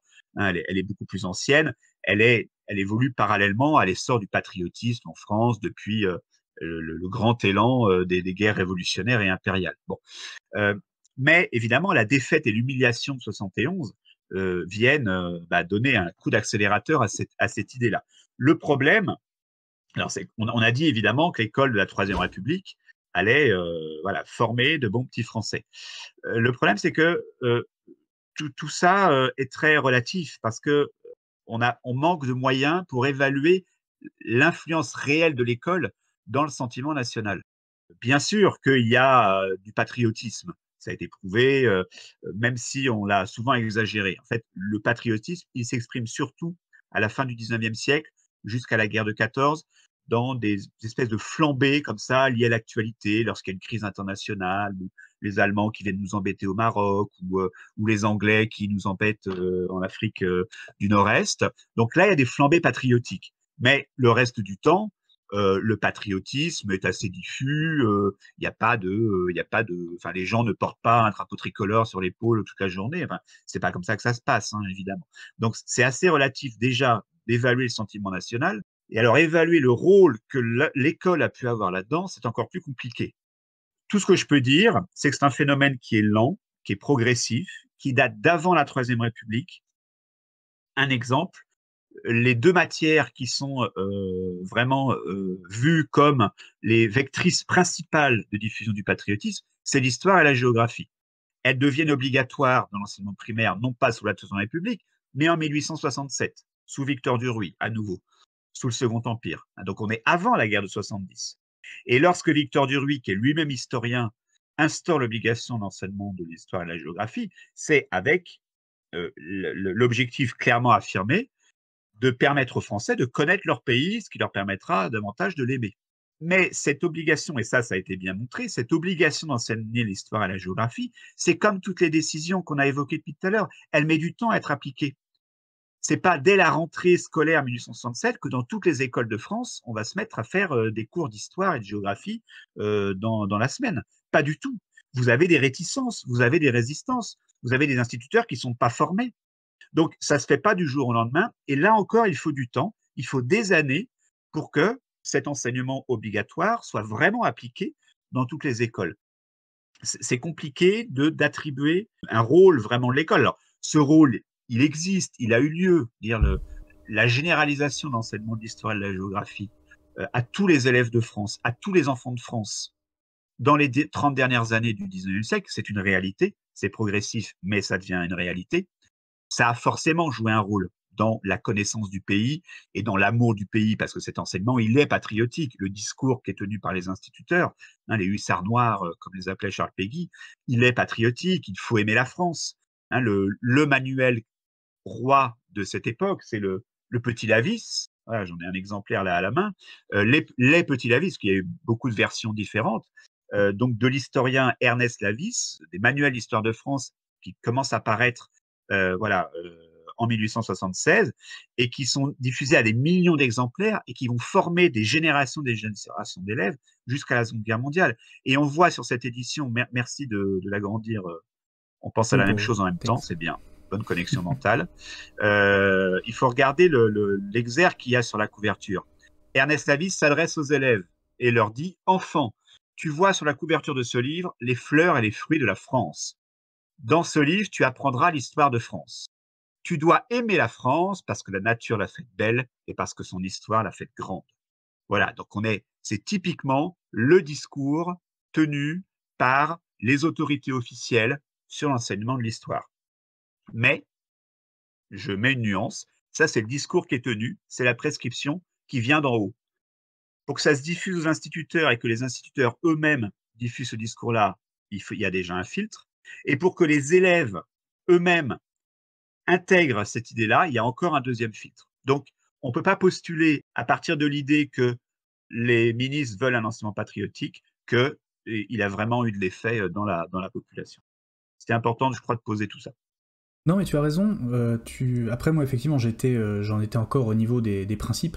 Et effectivement, ce que tu disais, le discours des ministres et des décideurs politiques et institutionnels qui pensent que ce discours patriotique doit infuser, qui n'est pas seulement un discours patriotique d'ailleurs, il y a un discours d'émancipation individuelle, notamment dans le discours républicain, avec cette idée que l'école doit faire de chaque Français un citoyen instruit, conscient de ses droits et de ses devoirs. Donc il y a cette idée d'adhésion aux valeurs de la République et d'adhésion au régime comme quelque chose qui, qui vient aider l'individu à s'épanouir davantage que les autres formes institutionnelles qui ont pu être expérimentées pendant le siècle. Mais comme tu le dis, entre l'idée, sa mise en place et ses effets réels, il y a un gouffre qui est assez gigantesque et dont il faut tout à fait avoir confiance. Donc tu as eu tout à fait raison de mettre les pieds dans le plat directement, comme ça au moins c'est fait. Il y a aussi, comme tu disais, les hussards noirs, cette image du hussard noir de la République, puisque les instituteurs, donc, comme le voulait Lavis, dispensent donc une instruction en histoire, en géographie, etc., très poussée pour apprendre à connaître son pays, à l'aimer.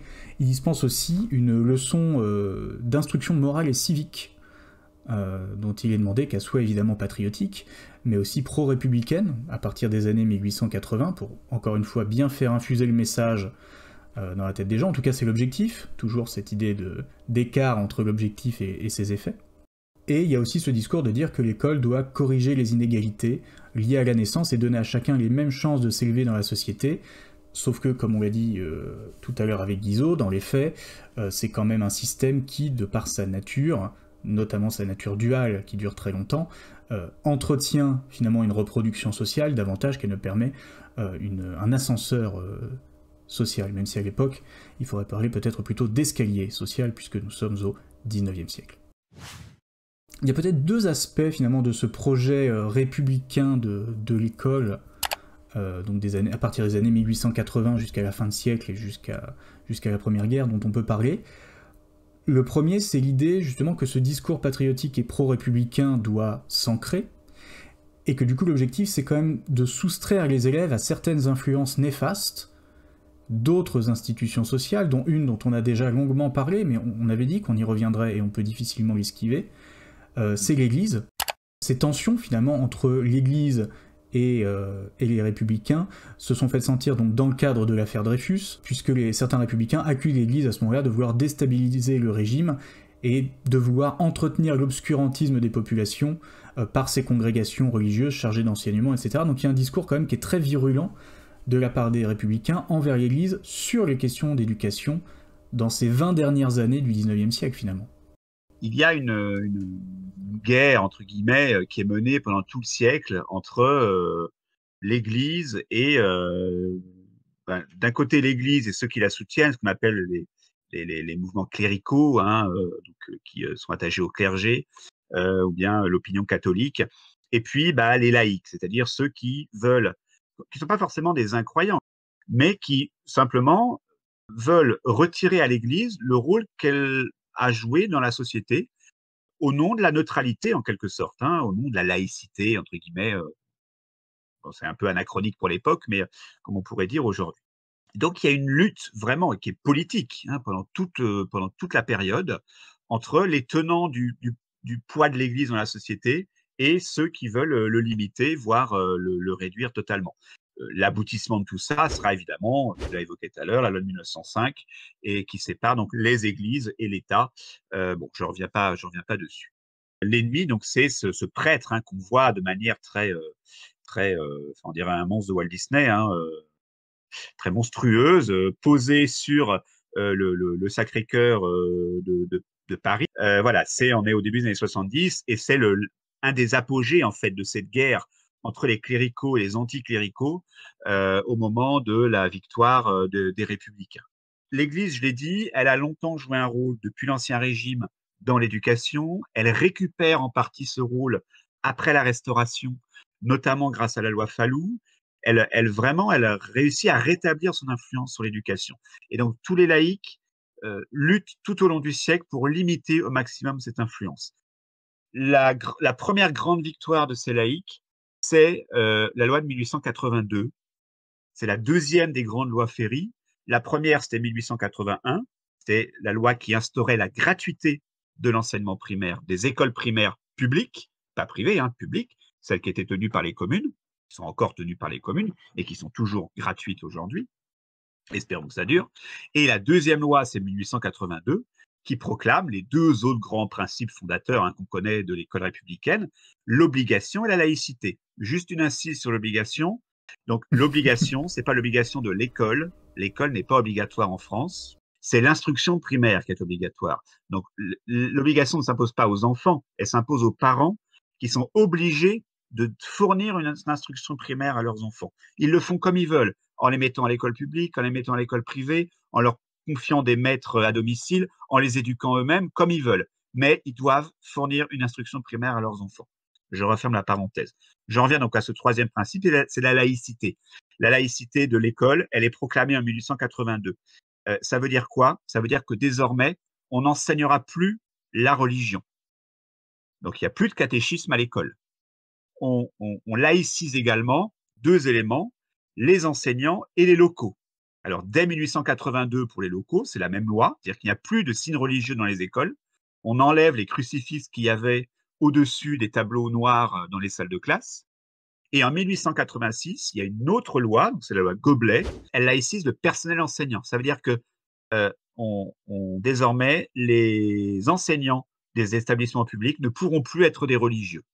C'est progressif, mais en 2 lois, 82-86, c'est la laïcisation de l'enseignement public. À partir de ce moment-là, on ne parle plus de religion, il n'y a plus de religion dans les locaux, il n'y a plus de religieux parmi les enseignants. Finalement, ça arrive en 1905.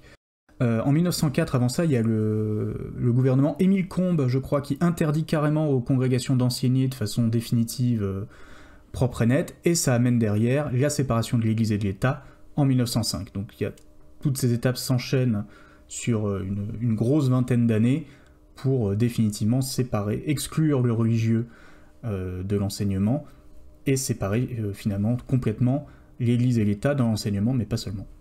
Je mettrais de côté la loi de 1905, parce que c'est la plus connue, mais de fait, elle ne dit pas grand-chose sur l'enseignement, parce que tout est déjà décidé. Mais en effet, il y a cette décision de 1904 que tu évoquais, d'interdire aux congrégations d'enseignement. Alors, qu'est-ce que ça veut dire concrètement? Les congrégations, ce sont des ordres religieux qui sont dédiés à l'enseignement et qui continuaient à enseigner, alors non pas dans les enseignements publics, dans les établissements publics, pardon, mais dans les établissements privés. Parce que tout ce que j'ai évoqué sur la laïcisation, ça ne concerne, je le répète, que les établissements publics. Les établissements privés continuent à faire ce qu'ils veulent en matière d'éducation et de religion. S'ils veulent enseigner la religion, s'ils veulent mettre des crucifix au-dessus des tableaux noirs et donner la possibilité d'enseigner à des religieux ou des religieuses, ils ont totalement le droit. Hein, la loi le leur permet. Mais à partir de 1904, on interdit carrément, en effet, aux congrégations d'enseigner.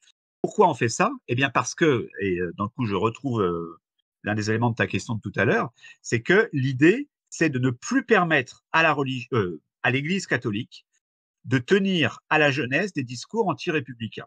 Et c'est vrai que pendant tout le 19e siècle, l'Église catholique a pu apparaître comme une ennemie du courant républicain.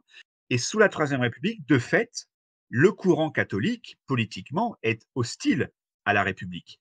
Il faudra attendre les années 1890 pour qu'une partie du courant catholique, derrière l'évêque d'Alger, le cardinal Lavigerie, accepte de se rallier à la République. Mais jusqu'en 1893, les catholiques, en quelque sorte, s'excluent eux-mêmes du champ républicain. Par exemple, il y a des mots d'ordre refusant de participer aux élections parce qu'on ne reconnaît pas le régime républicain. Évidemment, les lois de laïcisation mettent de l'huile sur le feu, évidemment, dans cette opposition. Donc, comme l'Église catholique apparaît pendant longtemps comme un foyer d'opposition encore relativement puissant à la République, on décide carrément en 1904 de leur fermer les portes des écoles, même privées, pour mettre fin à ces foyers d'opposition, en quelque sorte. Ensuite, je voulais revenir sur quelque chose qu'une autre image va nous permettre d'aborder, qui est aussi un aspect de cette école républicaine post-guerre franco-prussienne. Cette idée que l'école participe plus ou moins à la formation militaire des futurs soldats de la République, en créant des bataillons scolaires. Donc j'ai découvert qu'il y avait des bataillons scolaires. J'avais déjà vu des images de gamins couchés dans les cours d'école avec pas des fusils évidemment, mais des balais brosses dans les mains en train de faire semblant de tirer sur le mur du fond de la cour. Mais je savais pas qu'il y avait formellement des bataillons scolaires qui participaient au 14 juillet, qui faisaient parfois des petits défilés dans les rues des villes et des villages, etc. J'imagine que tout ça est nourri évidemment par un revanchisme vis-à-vis de l'Allemagne, un attachement à l'Alsace-Moselle. J'ai une autre illustration où on voit une carte de France et l'Alsace-Moselle ont été noircis, mais sont toujours présents sur la carte. Les 3 départements, Haut-Rhin, Bas-Rhin et Moselle, qui sont noircis et qui sont à récupérer, à reconquérir, qui ne font plus partie du territoire national, mais qui sont toujours dans les cœurs et dans les esprits. Et il y a aussi cette idée, j'imagine, de faire un peu ce qu'on disait tout à l'heure, en tout cas comme projet, et il y a encore probablement un écart entre le projet et la réalité, de faire un citoyen qui se sente français, qui partage des choses avec son voisin, et y compris un Normand qui partagerait avec un Provençal ce désir de défendre un collectif national. Alors oui, ça c'est un élément important. Alors ça fait partie du folklore de l'école républicaine. Alors il y a en effet là des éléments un peu iconiques de cette école républicaine. C'est en effet la carte de France avec les départements perdus annexés par l'Allemagne, représentés en noir ou en violet, qui est la couleur du deuil. Et ces images des bataillons scolaires. Alors les bataillons scolaires, c'est une expérience qui a duré quelques années seulement, qui n'a pas duré parce que bon, voilà, on a bien compris quand même que c'était un peu choquant. On est dans les années 80 et en effet, on crée ces bataillons scolaires avec l'idée d'initier, de donner aux enfants une première forme d'instruction militaire, en fait. Donc on leur apprend, les gestes, de base, le garde à vous, la marche au pas, le maniement du fusil. Alors on fait fabriquer et on distribue dans les écoles des faux fusils en bois, hein, permettent aux instituteurs de faire des exercices aux enfants. Alors parfois, on fait venir même d'anciens militaires pour leur faire les exercices. Et le but, tu as raison, il est de prendre les enfants le plus tôt possible pour les mettre dans une optique de devenir soldats plus tard. Pas forcément soldats professionnels, mais en tout cas d'être à un moment prêt dans sa tête à défendre le pays, à devenir soldat s'il le faut. Parce que évidemment, ce qu'il y a derrière, bien sûr, c'est l'idée de revanche. C'est l'idée qu'un jour, il faudra bien récupérer l'Alsace et la Moselle, et donc il faudra une nouvelle guerre. Alors, malgré tout, ça suscite beaucoup d'opposition. C'est quand même, voilà, ça choque beaucoup de gens, déjà à cette époque, de voir des enfants manier des fusils. Et dans le coup, l'expérience ne dure pas. Mais elle est le résultat de ce traumatisme de 70-71. Et là encore, je voudrais nuancer parce que même il est même antérieur, ce traumatisme, entre guillemets. Il date en fait pas de la défaite française, mais d'une précédente guerre gagnée par les Prussiens en 1866 contre l'Autriche. Et il y avait eu cette grande bataille de Sadova, remportée par les Prussiens, qui avait surpris l'Europe en disant c'est la victoire de l'instituteur prussien. Et l'expression fait florès à l'époque parce que l'idée, c'est de montrer qu'en fait, c'est grâce à l'enseignement primaire bien développé déjà en Prusse, beaucoup plus qu'en France. Ça fait très longtemps, par exemple, que l'école est obligatoire en Prusse, alors qu'elle ne l'est toujours pas en France et que Victor Duruy, l'année précédente, en 65, avait proposé à l'empereur qu'il avait accepté que l'école devienne obligatoire et gratuite, mais c'est la majorité parlementaire qui s'y opposait. L'idée, c'est eh ben, que finalement, c'est grâce à cet enseignement primaire qui forme des bons petits Prussiens, des bons petits patriotes, que finalement, les Prussiens finalement avaient pu remporter la victoire parce qu'ils étaient conditionnés à cela. Et donc, dès cette époque-là, l'idée, c'est qu'il faut qu'on fasse la même chose en France. Et pour compléter ce que tu disais sur l'instruction primaire obligatoire, alors avec les moyens de l'époque et évidemment toutes les pincettes qu'il faut prendre autour de cette information, l'instruction primaire est rendue obligatoire officiellement en Prusse en 1717. Oui, c'est 18e, c'est très très tôt. Voilà. Hein. Oui, oui, c'est très très tôt. Donc on est 2 ans après la mort de Louis XIV. ouais. Et officiellement, ça devient obligatoire. Donc avec tout ce qu'on peut imaginer de limites humaines, organisationnelles à cette époque-là. Mais forcément, plus d'un siècle et demi après, ça a eu le temps de maturer et de gagner des proportions, on va dire, plus assises. Est-ce que tu souhaites qu'on parle, donc dans cette école royale, puis impériale, puis républicaine, avec des interstices entre les trois, des méthodes d'instruction, puisque on a 3 types d'enseignement, 3 types de pédagogie qui se développent, qui sont concurrentes, qui parfois coexistent avec plus ou moins de bonheur dans un même pays au même moment, voire à certains moments dans certains établissements au même moment, qui sont la méthode individuelle, la méthode mutuelle et la méthode simultanée. Est-ce que tu souhaites qu'on y passe rapidement ? Alors, on peut en dire 2 mots. Alors, peut-être pas rentrer dans le détail des techniques non. pédagogiques, parce que, comme tu Sûrement l'as il dit, suffira. en fait, c'est 3 modèles, mais qui peuvent très bien coexister en même temps, en fonction des écoles, des classes, etc.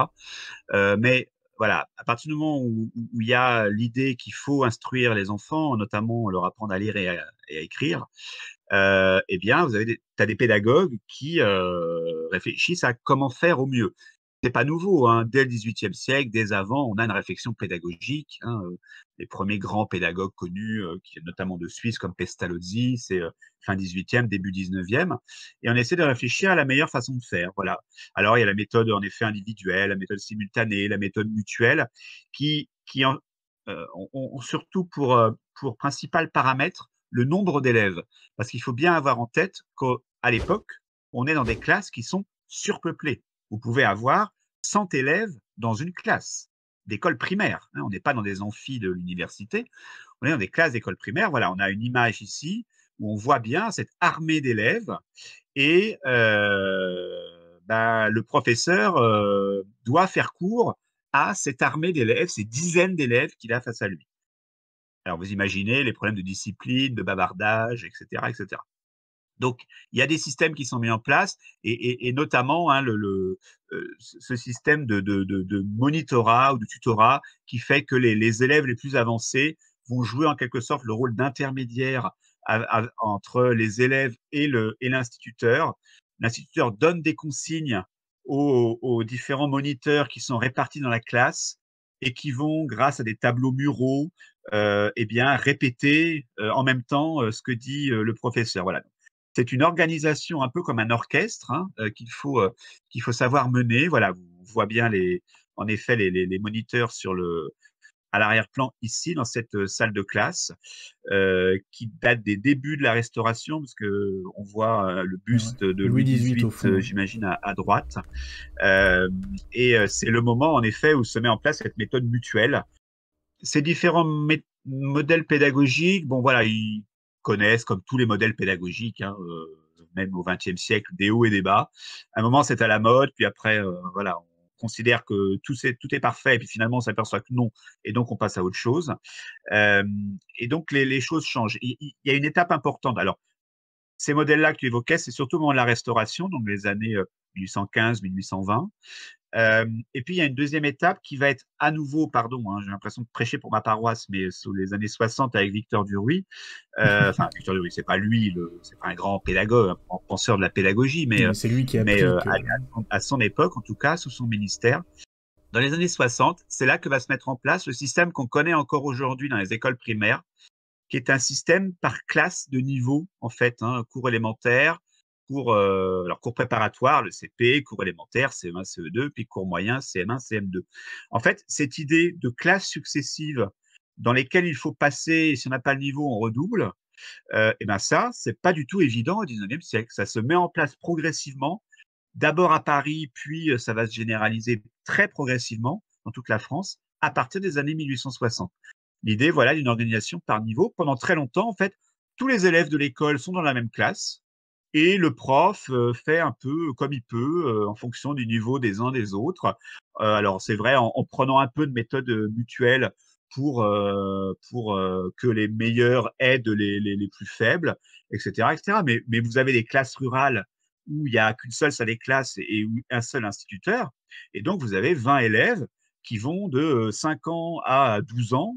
Et il faut leur faire cours à tous en même temps en fonction de leur niveau. Alors, c'est un problème de discipline absolument phénoménal et qu'on va résoudre par ce système de classes successives qu'on connaît encore aujourd'hui. Tu montres une image de salle de classe, l'école 3e République classique, avec l'instituteur qui pose avec les élèves, où on voit là dans l'école les différences d'âge entre les enfants. Ceux qui sont assis en tailleur au premier plan, qui sont les plus petits apparemment, et puis plus on monte dans l'image, et plus ils sont âgés, a priori. Eh bien moi, des classes comme celle-là, avec un instituteur qui assume plusieurs niveaux, et des élèves qui arrivent qui sont comme ça, et qui, 2 ans après, sont comme ça, j'en ai connu, ça existe encore, notamment dans les villages de campagne, au niveau primaire, évidemment. Mais il y a des établissements dans lesquels ça existe encore. En tout cas, c'était le cas au début des années 2000. Oui.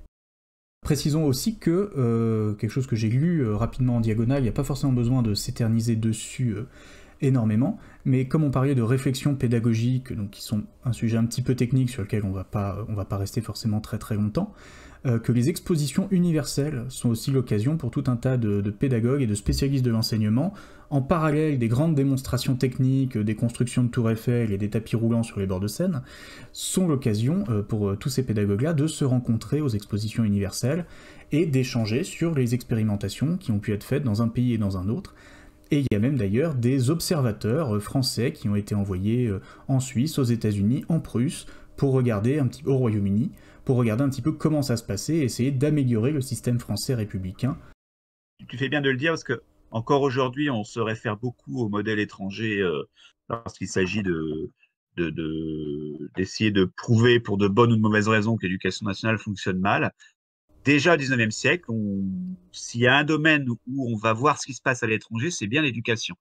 Et les ministères s'inspirent beaucoup de ce qui se passe à l'étranger, étudient les systèmes éducatifs étrangers pour en tirer le meilleur et essayer d'améliorer le système en France. Et il y a énormément d'échanges entre les différents pays sur ces questions, et notamment à l'occasion des expositions universelles. Il y a des congrès éducatifs qui sont organisés, il y a des sections spéciales de l'exposition consacrées à l'éducation. On expose des cahiers d'élèves, on expose des manuels, on expose du matériel pédagogique, etc., etc. Donc il y a une vraie ébullition, une vraie réflexion internationale, en tout cas à l'échelle de l'Europe, sur les questions d'éducation.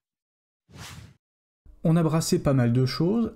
Est-ce qu'on n'évoquerait pas les enseignants eux-mêmes à travers ce 19e siècle ? Puisque le statut d'enseignant à la Restauration et celui d'enseignant à la Troisième République n'est pas le même, ni au niveau du revenu, ni au niveau de la position sociale, ni au niveau de l'indépendance dans sa façon de pratiquer son métier, ses interactions avec les élèves, avec les parents, avec les autorités locales.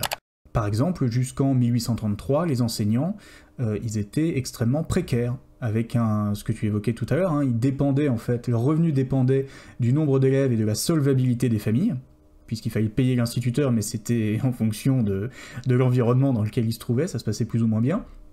Et en 1833, la fameuse loi de M. Guizot, qu'on a vu tout à l'heure avec son grand habit noir, installe un traitement fixe de 200 francs, donc ce qui est joyeusement l'équivalent du traitement des domestiques. Donc c'est un point de départ, mais ça fait pas beaucoup.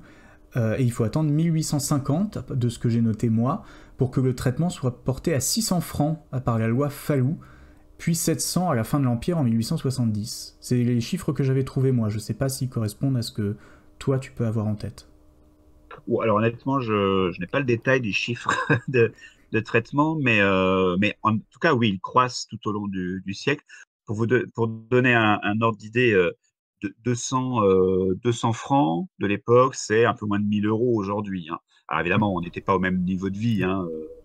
Le coût de la vie était moins cher à l'époque, mais c'est pas énorme. Hein.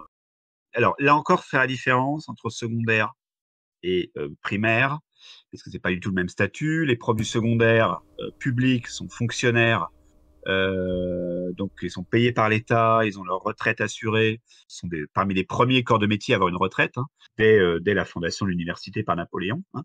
Alors que les instituteurs, pas du tout, ce serait un peu comme des micro-entrepreneurs d'aujourd'hui, en quelque sorte, ils sont un peu payés par la clientèle, quoi. C'est les parents qui les payent, et donc plus ils ont d'élèves, plus ils ont de revenus, tout simplement.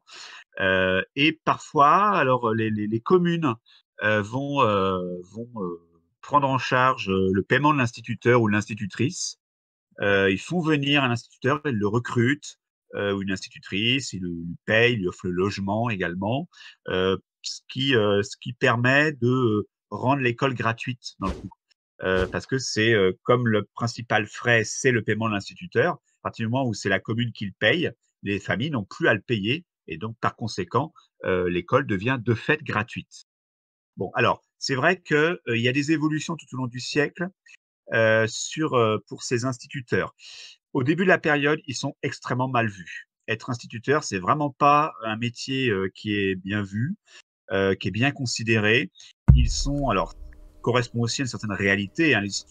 Les instituteurs, pardon, sont souvent des fils du peuple, qui ne sont pas forcément très bien éduqués. Il n'y a pas de formation des instituteurs à l'époque. Il n'y a pas qui est l'équivalent aujourd'hui des INSPE, hein, des Instituts supérieurs des professeurs à l'éducation.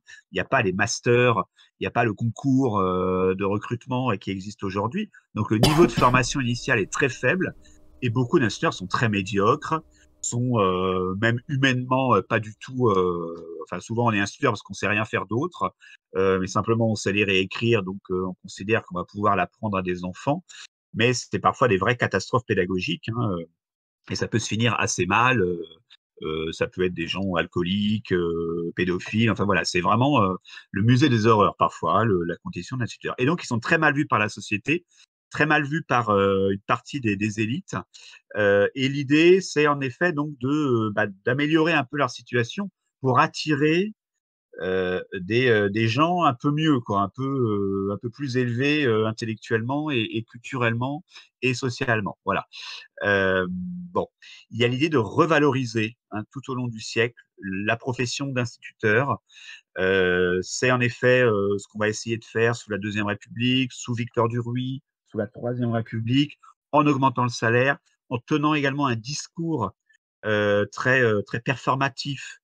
Lorsque Charles Péguy parle des hussards noirs de la République pour montrer la gloire, en quelque sorte, qui entoure les instituteurs avec leur uniforme noir, hein, comme des soldats de la paix de la Troisième République, c'est l'aboutissement en fait de tout un discours qui vise à réhabiliter l'image des enseignants. Je ne sais pas si tu les as gardés, mais je t'avais envoyé justement des images de l'époque de la monarchie de Juillet qui sont très péjoratives sur les instituteurs, Ouais. violents, etc. Cette image va changer progressivement. Par exemple, Victor Duruy mène toute une politique de communication grâce au bulletin. Voilà, très bien, c'est celle-là, par exemple. Merci. Où on voit cette figure de l'instituteur. Alors, l'élève prend cher aussi, quand même, il est un peu bossu, mais l'instituteur est cette espèce de vieux tyran brutal qui va frapper l'élève, vous le voyez, en lui disant, vous voyez la légende, hein, tout ceci est pour ton bien. Donc c'est un peu l'image qu'on avait de l'instituteur à l'époque. Donc Victor Duruy, disais-je, dans les années 1860, mène une politique de communication pour réhabiliter les instituteurs. Il se sert du bulletin officiel du ministère, qui s'appelle le bulletin administratif du ministère de l'Instruction publique, pour, par exemple, faire des espèces d'entrefilets où il raconte comment tel instituteur s'est bien comporté, comment tel instituteur a sauvé un enfant de la noyade, etc., etc. Il y a quand même une espèce de storytelling, en quelque sorte, des instituteurs qui se met en place et qui va se poursuivre sous la Troisième République et aboutir à ce renversement complet de situation où l'instituteur devient un des piliers de l'ordre social et républicain. C'est lui qui forme les jeunes générations, c'est lui qui forme les bons petits Français, les bons petits républicain. Et donc, il y a une totale inversion de l'image qu'on peut avoir tout au long du siècle. Hein, voilà. C'est un processus assez long, mais qui aboutit à cette valorisation vraiment du métier d'instituteur, qui s'accompagne, tu l'as rappelé, d'une valorisation financière avec une augmentation progressive de leur traitement pour voilà, espérer recruter des gens un peu plus de meilleure qualité. On améliore également leur formation. La loi de 1833 que tu évoquais crée une école normale par département, c'est-à-dire que dans chaque département, il y aura une école normale d'instituteurs. Donc, c'est les écoles de formation des instituteurs. On leur apprend leur métier. Et tout au long du siècle, cette formation s'améliore également. Tous les instituteurs passent pas par l'école normale, mais ils sont de plus en plus à être formés. Et on peut parler, enfin, du coup, ça reprend un peu cette expression, ce que tu disais, cette valorisation de l'image du professeur, ce hussard noir de la République, qui transmet les valeurs, qui forme de bons petits Français, de bons petits républicains. Une expression que j'ai trouvée, je crois que c'était chez Albertini. Donc les sources que j'ai utilisées, moi, sur recommandation de Jean-Charles notamment, elles seront dans le replay sur YouTube, dans la description de la vidéo. Et chez Albertini, il y avait cette expression, la République des professeurs, qui résume assez bien cette idée, finalement, d'une construction de l'image positive du professeur par le rôle que lui a confié la République, et en retour de solidité de la République par ce rôle qu'a joué le professeur auprès des jeunes futurs citoyens. Oui, oui, il devient vraiment, comme je disais, un pilier de l'ordre républicain. Eh bien, écoutez, si le chat est calme, je vais vous remercier d'avoir été avec nous. Je vais remercier Jean-Charles de nous avoir consacré sa soirée. Ben, merci à toi et merci à l'assistance. Je vous salue, je vous remercie, je remercie encore une dernière fois Jean-Charles, et je vous dis à la prochaine.